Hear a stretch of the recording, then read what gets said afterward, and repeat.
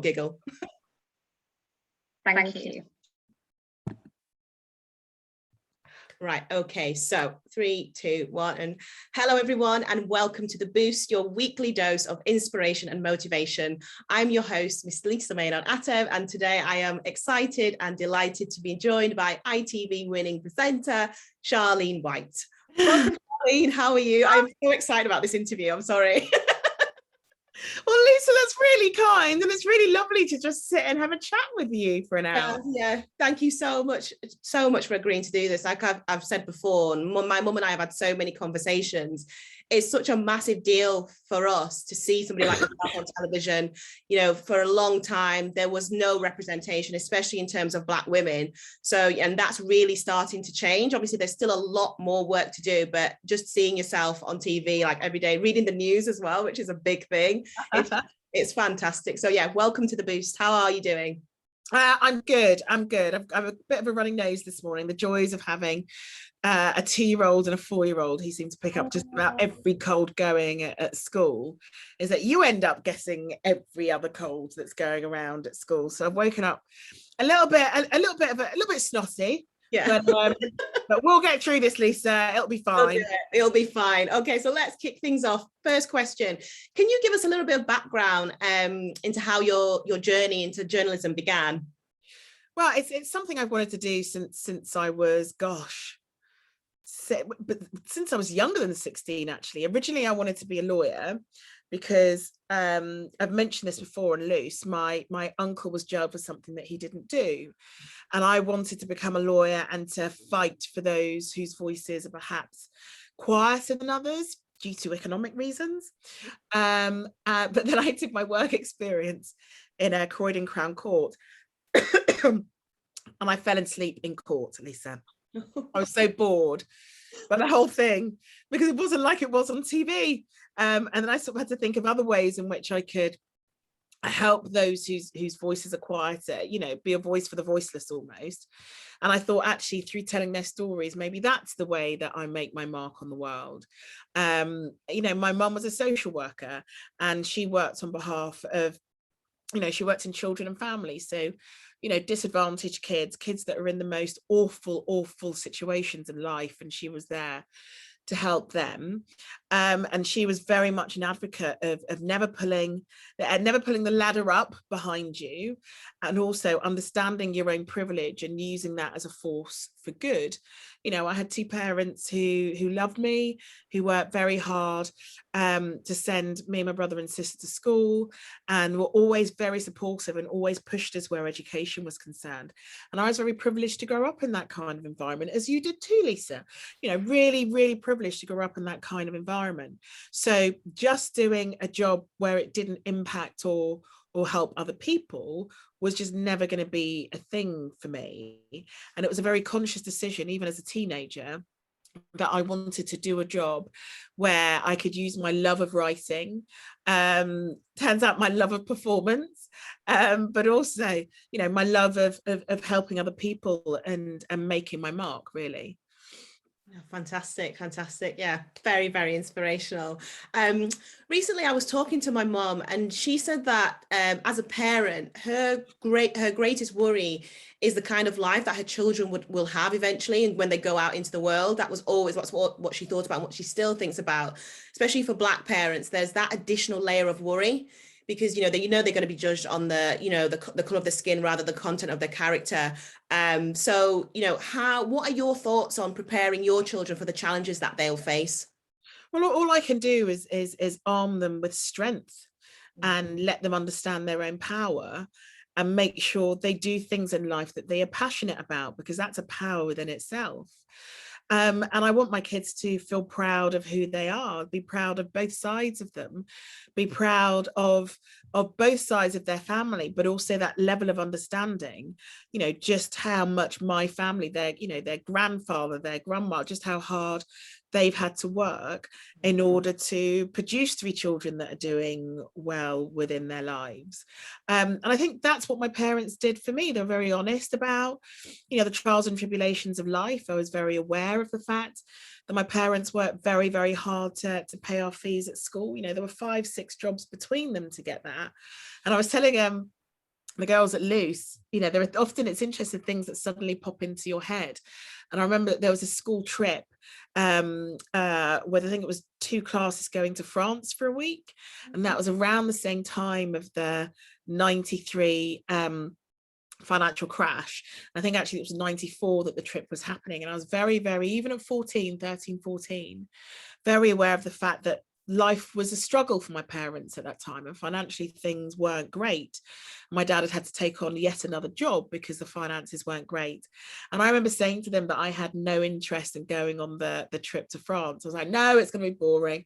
I don't want to go. I can't be bothered. It's just going to be boring. And, you know, oh, I'd rather just stay here, because it's quite exciting being the only a couple of us not going on the trip and getting to hang around at school.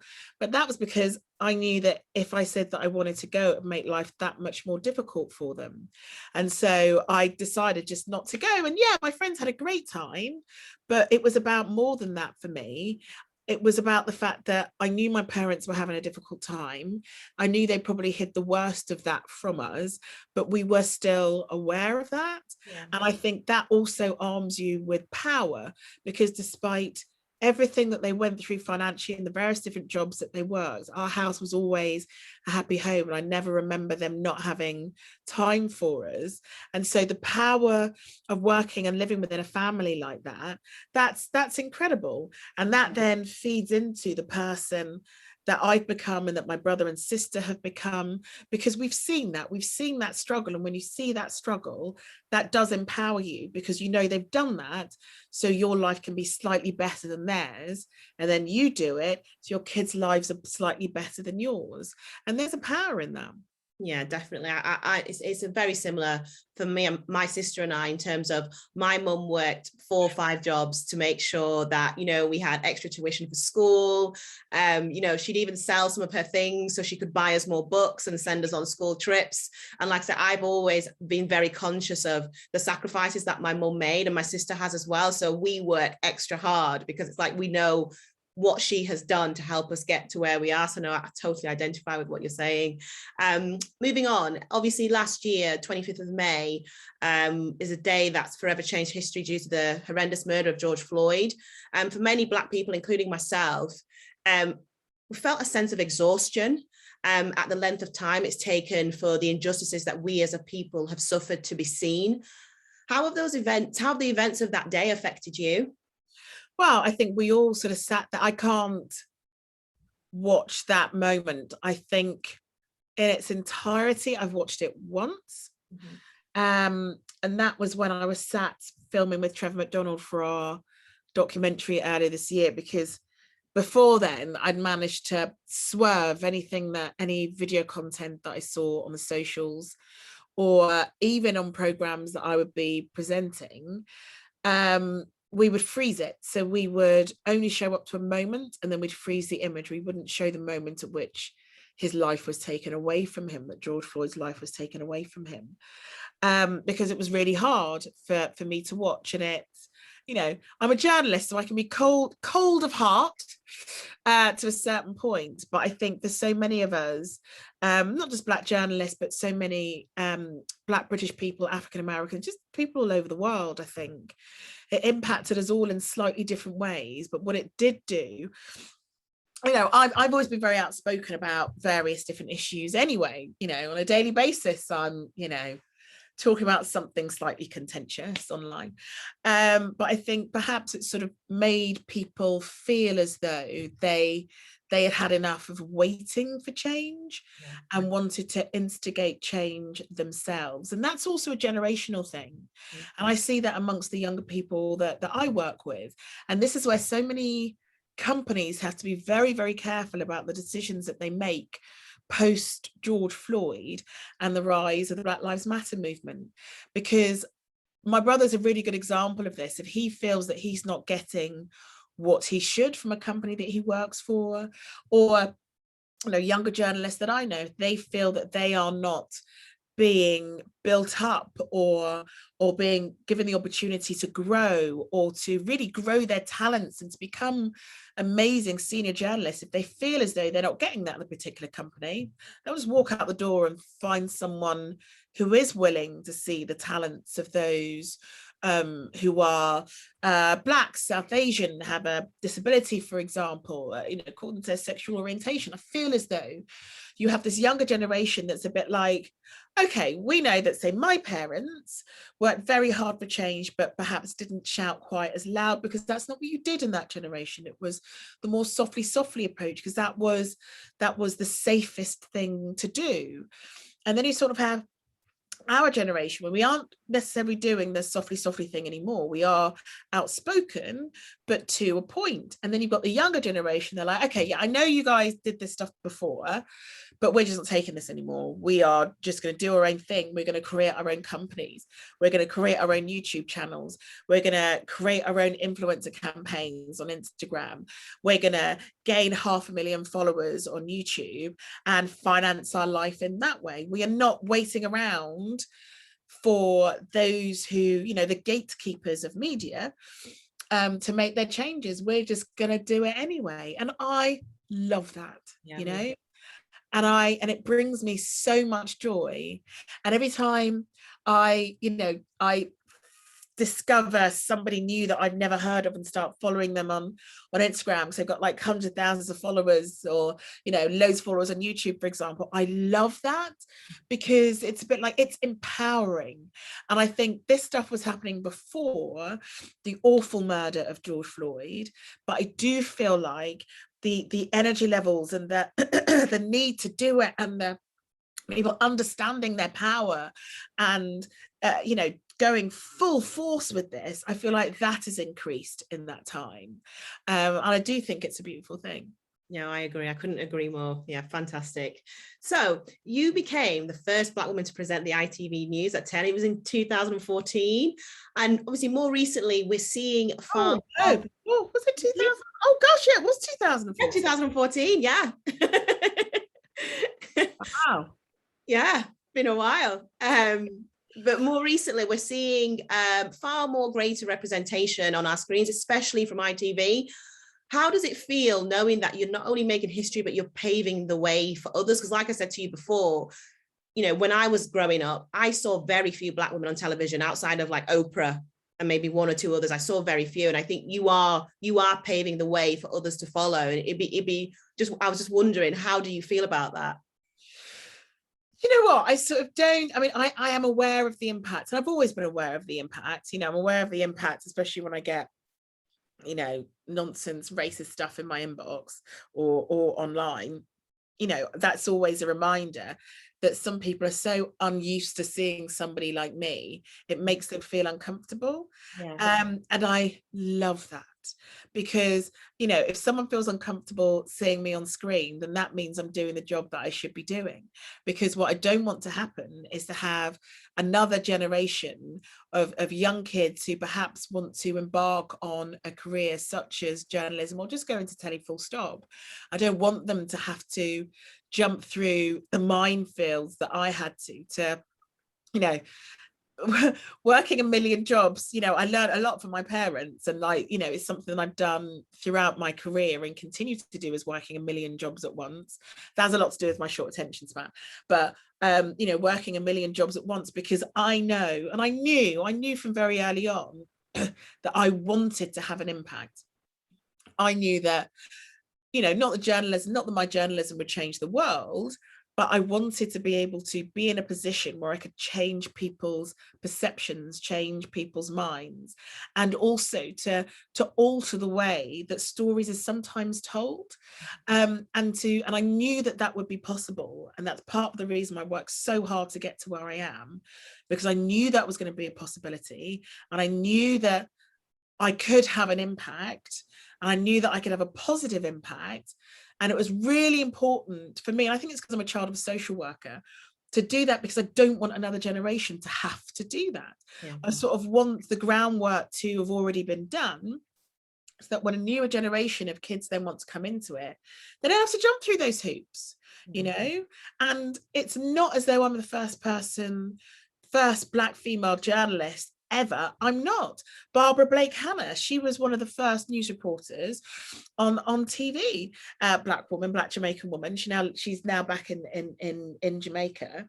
But, you know, loads have come before me, you know, and they've been ground down and ground down and ground down to the point where, you know, they just, I guess, what's the word? They would question their own abilities, and they just get so exasperated by the entire process, they would end up leaving the industry. I mean, like, insanely talented Black female journalists who no longer work in the profession, simply because you have newsrooms right across the country, across loads of broadcasters, who just did not feel that particular faces fit.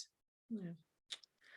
But thanks to yourself and many others, that's all changing now. So long may it continue, as far as I'm concerned. And not just, you know, not just for Black women, but for all people. You know, I would love to get to a place one day where the world is genuinely a fair place for everyone. I know there's a lot of work to do to get there, but I would love to see that one day. So fingers crossed that happens.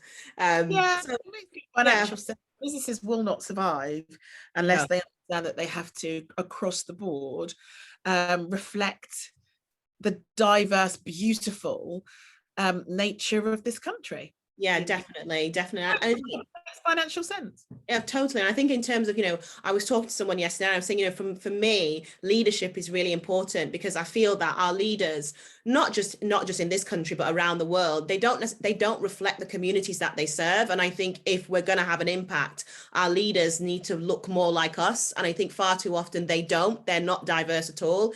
That's changing, but I don't think it's changing quickly enough. And it's not just the way you look, it's also about where you're from as well, because class is a massive issue, you know. And, you know, there are conversations that I'll have here, because I'm a senior member of the team now.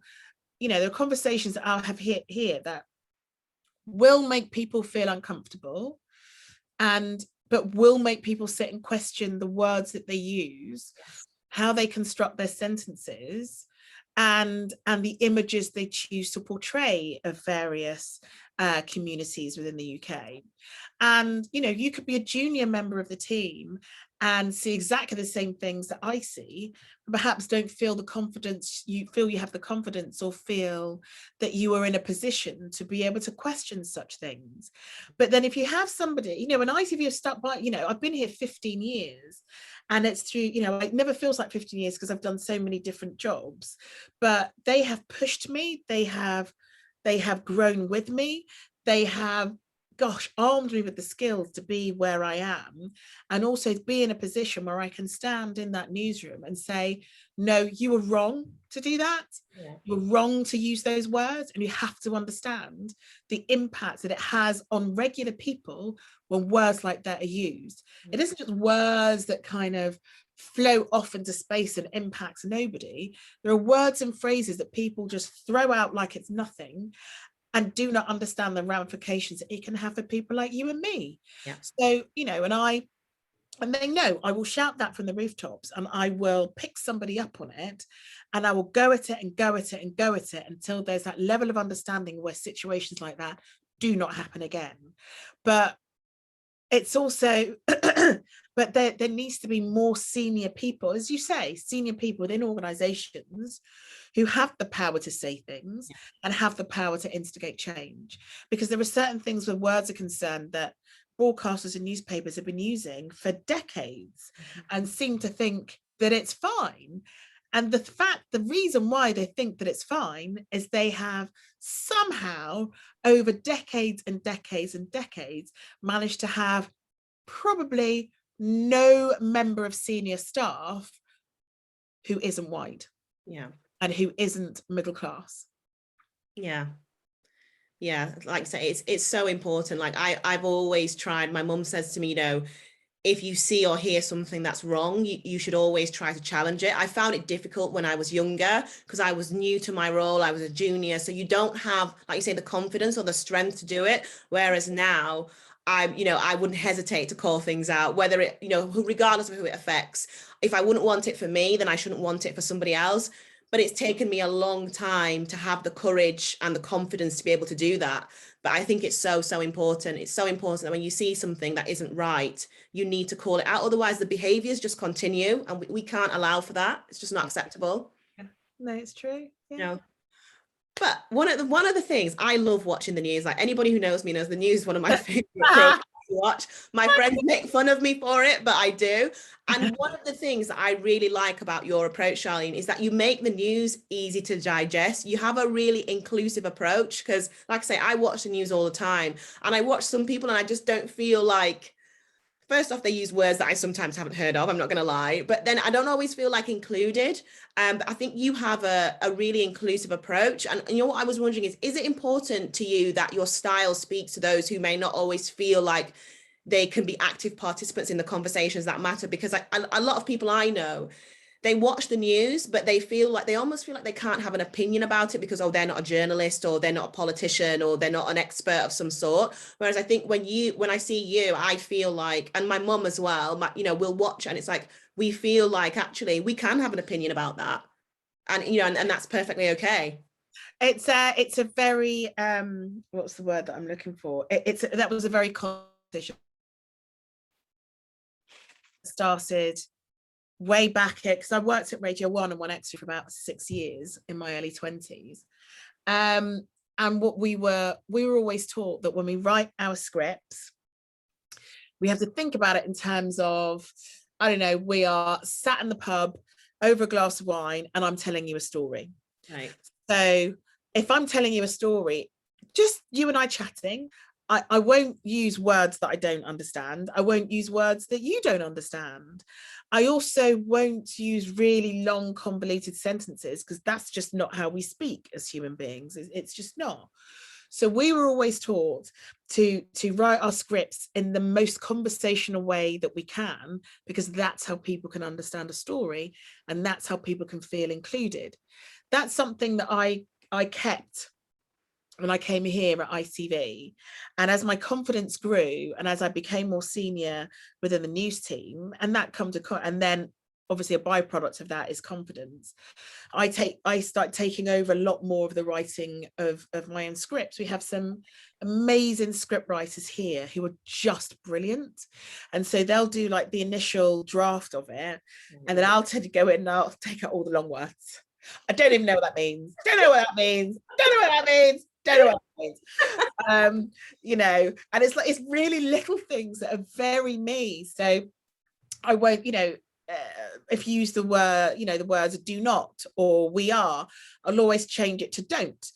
All those little, very minute changes that actually can change the entire way a script can be conveyed.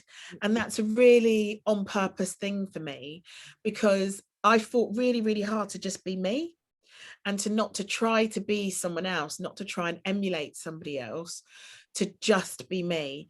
Because I think I've always thought, if I pretend to be someone else, then people won't believe in me, or believe what I'm saying, or trust in what I'm saying. If I just talk like me, as you and I are doing now, Lisa, if I just talk like me, then people will think that, oh, actually, she's literally just talking to me. Yeah. She's not got the airs and graces. She's not pretending to be someone else. She's just sat there at a desk telling me a story. And that's all I try to do every day when I do my job.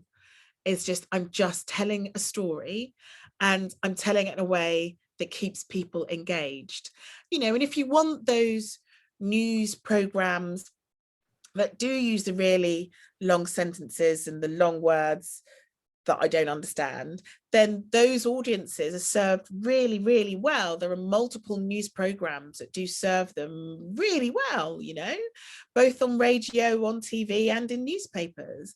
But then there is also a whole bunch of people in the country where that style isn't for them. Yeah. So I like to think I give them something that's slightly alternative, and there's nothing wrong with alternatives. Alternatives are cool.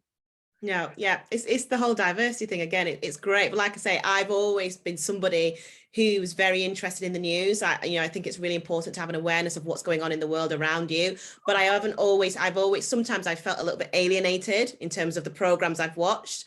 And I find that when I watch the news, especially on ITV, it's like, oh, I feel like I can relate to that bit more. And I think that's really important. It's really, really important in terms of people having an awareness of what goes on around them. I think if you're communicating in a way that resonates with people and engages with people, they're much more likely to take those stories in.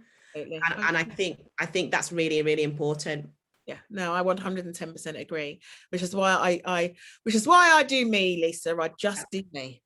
And I love the fact that you wear your hair naturally on the news. And I know to some people that's not a big thing, but for me, like it's only recently that I've had the courage to go out with my natural hair. Like at the weekend, I went out with my natural hair. Normally, I would used to relax my hair, or I'd have a weave or whatever.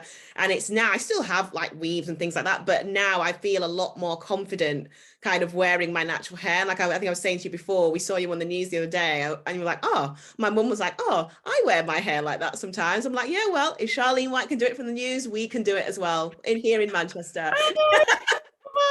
Yeah, do you know what? I mean, I know that people would like to think that it was perhaps some sort of big epiphany in the way that that I decided to start doing my hair like this. It was all kind of by accident. I think the beauty of black hair and having afro hair is we can do a million different things with our hair that other people cannot, and we can be the biggest chameleons in the world hair wise, because my sister's a really good example. She could have like a long blonde wig one day, she can have her natural pixie cut the next day, she can have like a shoulder length black bob the next day. I mean, it's just beautiful, and I love that about our hair.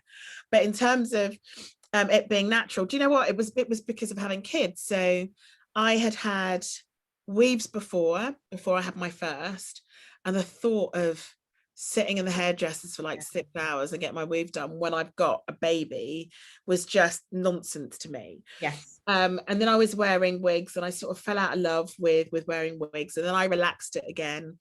And then I got pregnant, and I didn't want to relax it whilst I was pregnant again. So then I stopped doing that, and then I started using, I think I started doing like a Brazilian blow dry type thing, because it was softened my curls for when I wanted to wear it naturally.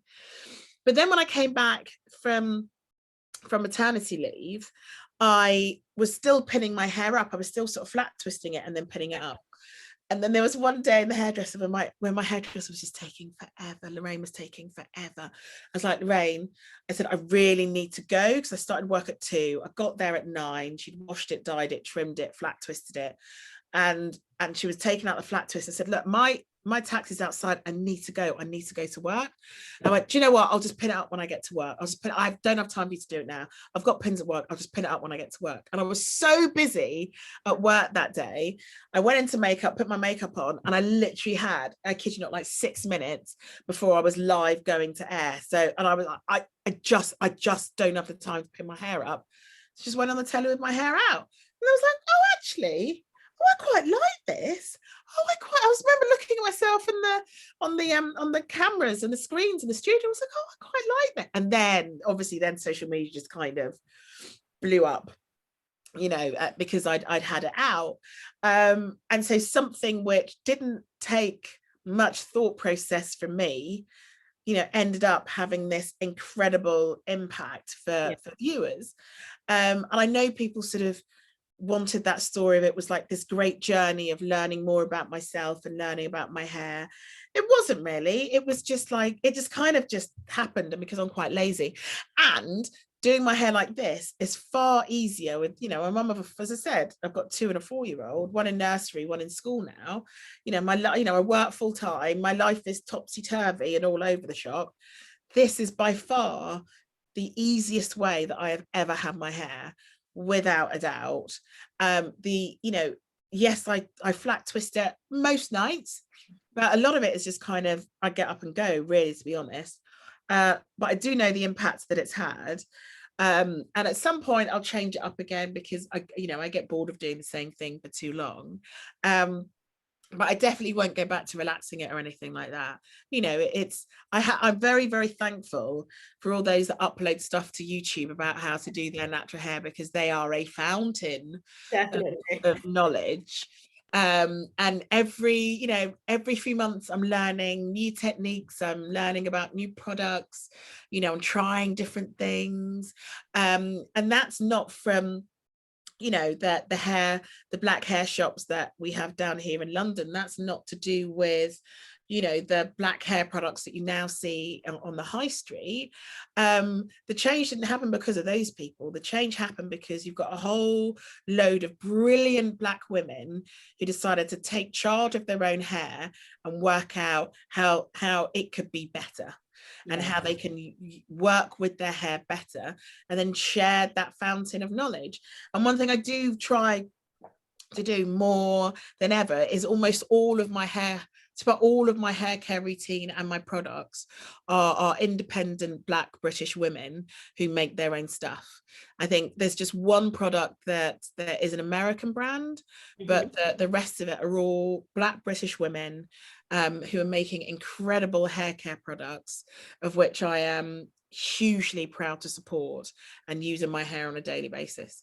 Yeah, I discovered a product because I follow you on Instagram, and I was looking for something to like, to put heat on my hair when I've got conditioner, and I saw you had this thing, and I was like, I would literally spent 2 hours searching Instagram, and I found it, and I ordered one for me, one for my mom, and one for my Louise, because I'm like, I remember the first weekend we did like wash day, which you know what wash day is like, and me and mum were sitting there in front of the TV with them on, just like watching, like really happy with us. They're so handy, aren't they?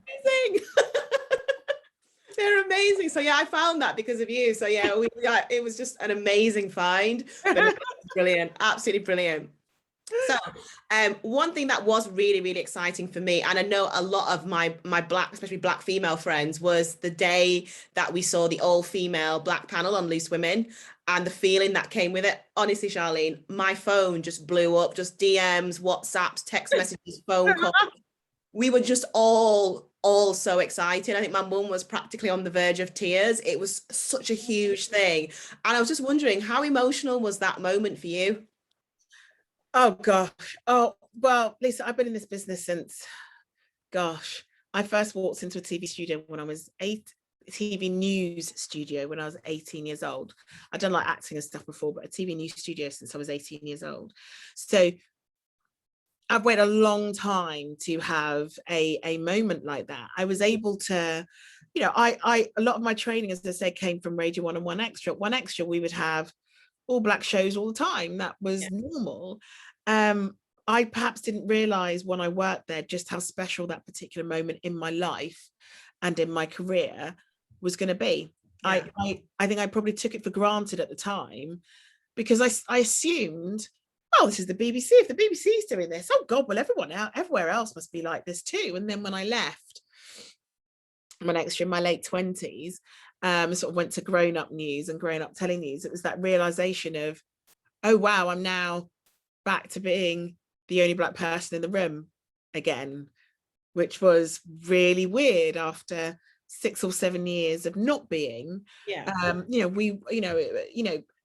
Professional black journalists, intelligent black journalists, radio program makers, producers, broadcasters, they were overflowing with minority talent at 1Xtra. And then when I moved on elsewhere, it was very much a shock to the system, and I had to change the way I worked, and I had elements of the way I worked. I had to change elements of the way I interacted with people.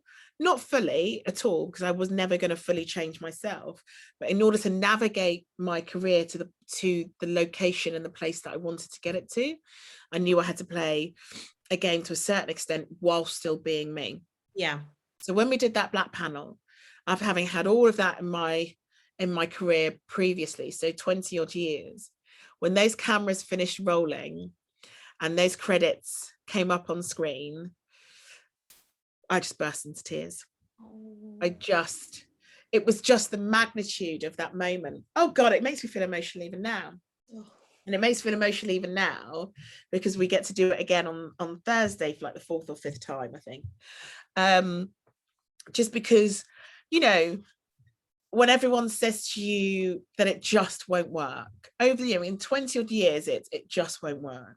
An audience is not ready to sort of have, you know, just a group of Black women on screen. You know, they're just not ready, you know, and all this stuff that, you know, is just not true. It's just not true. A good program is a good program is a good program. And then to finally have a situation where on big old ITV on daytime to be sharing that was quite something. Yeah, I burst into tears, because it was huge. And it was huge. It was the tears because it was huge for me. It was huge for all 4 of us, but all 4 of us knew from the moment we walked into that morning meeting together at Loose, we knew how big a moment it was going to be for everybody that was watching. And we knew that. We knew that what we were doing was special. We obviously didn't then know that what we were doing was going to end up being award-winning, but we knew that what we were doing was making history. And we were opening that door to a whole load of other talent that will come after us or alongside us, to make people realize actually these things are possible. Yeah, it was. I remember sitting here and I was watching it, and I just had the hugest smile on my face. And for the rest of the day, I was just like, I just felt really happy. And I remember, like I say, in the evening when all my friends had finished work, literally my phone just didn't stop, and we were all on our stories and we were tagging. And my friend got excited because Judy Love saw her story, and it was so nice. It was just amazing. It was absolutely amazing to see, and it was just such a massive moment. And it just, you know, I remember watching it thinking, oh, you know, possibilities, like what are the possibilities that are going to come off the back of this, because there'll be so many. So it was I mean, thing is my deputy editor over at Loose, Tom Sage, you know, he is constantly trying to reunite us, and we have done it a few times over the past year. But the problem is, individually, our careers are so busy, and you can see individually our careers are so busy trying to find a day that all 4 of us can do. Can be crazy sometimes. You know, you've got Kelly trying to get Hollyoaks to change their entire shooting schedule to fit in with me and my ridiculous news documentary Loose schedule, to fit in with Judy and her stand-up and her Strictly schedule, and Brendy with her hairspray on top. I mean, honestly, you've got 4 women that have got 4 very, very varied careers, who are all over the place, and trying to get them together to do a show. Oh goodness me, I was almost with the bane of Tom's life, but we are doing it again on Thursday. Brilliant. And can I just say, I think Judy is amazing on Strictly. Like, oh my God. When she danced to Sean Paul, I was just like, yes, I am here for that. She's just incredible. Like I love my team that I work with over at Loose. All those women are absolutely fantastic.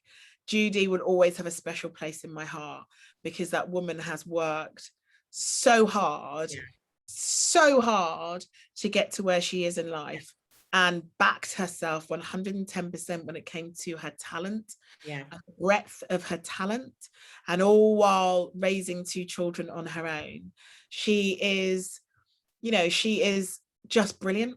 I just think she's just, you know, I also feel quite emotional talking about Judy's, because, you know, people see her on TV and just assume that life is really easy for Judes.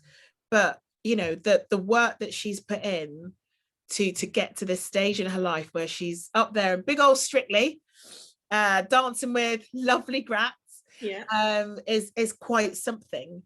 And no one handed that to her. No one gave her a helping hand.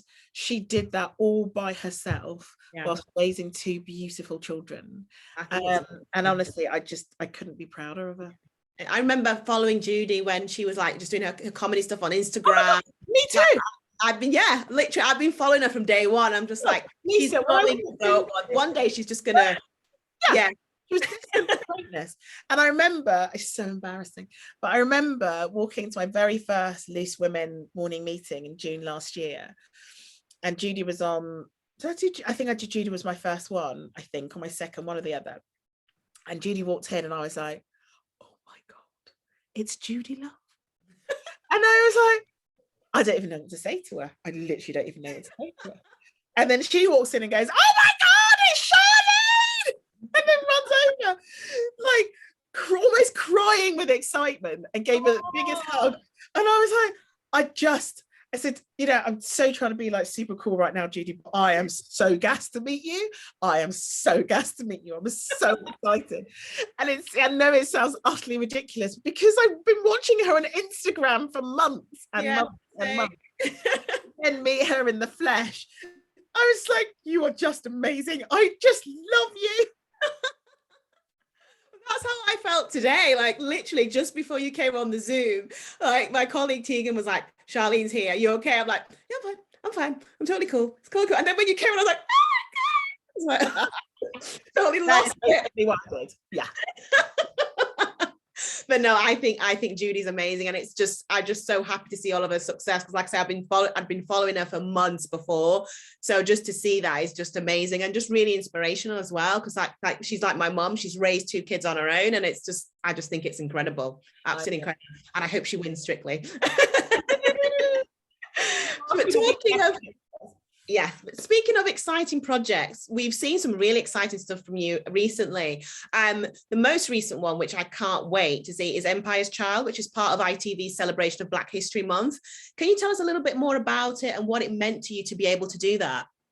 Yeah, so Empire's Child airs at 9 o'clock Thursday the 21st on ITV. So depending on when this goes out, either watch it live or head to the ITV hub. It'll be ITV hub because this will be going out afterwards. So yeah, on your Google ITV hub, and you'll be able to catch it there. It's basically looking at where me and my family sit within what is known as the British Empire. And using my mum's maiden name as the vehicle to sort of tell that story of the empire and our links to the empire. And you know, we travel out to Totnes and Devon. We do some stuff by the docks in London. And I also got to go and spend a week in Jamaica and look through some of the archives there as well. Because it's that, I think it's that age-old question when you're an immigrant, and especially a Caribbean immigrant, is where you're supposed to feel home is. Yeah. So my family stretched across 4 continents. So of course, I'm born here. My grandparents took the call from the Empire after the war to come and help Britain rebuild. So they're originally from Jamaica. So we've got the Caribbean within our history. My grandparents, brothers and sisters, some of them ended up, rather than coming to the UK, they went over to America. And obviously, historically, going way back, we are originally from Africa. My DNA says West Africa, so originally from West Africa. So we, you know, we go across all these different lands, but where is it that I'm supposed to call home? Yeah. And when you grow up with people saying to go back to where you came from, and then it's a bit like, well, what, firstly, what does that even mean? But also, I do know I'm born and bred here, so Britain is my home, and that is where my heart is. But when I step off a plane in Jamaica, and I was reminded of it when I filmed this program, and I breathe in that Jamaican air, I hear the sounds, I see the landscape, I taste the mangoes as they're supposed to taste, I hear the music blaring out of speakers, you know, immediately my heart feels at home. Yeah. You know, in a place where I'm not the minority, I'm the majority. It's like the heat, that wall of heat that hits you is like the biggest comfort blanket when you land in Jamaica. And I think one thing that I needed or wanted to sort of discover is, can your heart be in 2 places? Can you have 2 homes? And this isn't really just about immigrants, this program, because you can, you know, I have friends here who I work with in London who are originally from Manchester, who are originally from Yorkshire, who could have lived literally half their lives in London, but Manchester's still what they would call home. Yorkshire is still where they will call home, despite the fact they're raising their families in London, their kids go to school here. But when they want to go home, it's not London they're talking about. They're talking about places like Manchester. Yeah. So it's that sort of idea of, well, where is home when we live in a very transient environment? Where is it that you can call home?